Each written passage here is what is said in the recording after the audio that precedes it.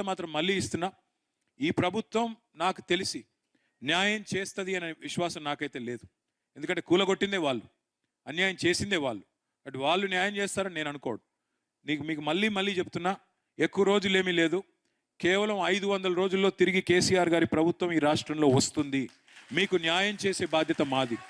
మీకు మీకు మీకు మీకు ఒక్క నిమిషం, మీకేదో నేను సాంత్వన కోసమో, మీకేదో ఇప్పటికిప్పుడు మీ మనసు గెలుచుకోవడానికి నేను చెప్తున్న మాట కాదు. 10 ఏళ్ళు మేము ఎవరికి అన్యాయం చేయకుండా ప్రభుత్వాన్ని నడిపాం.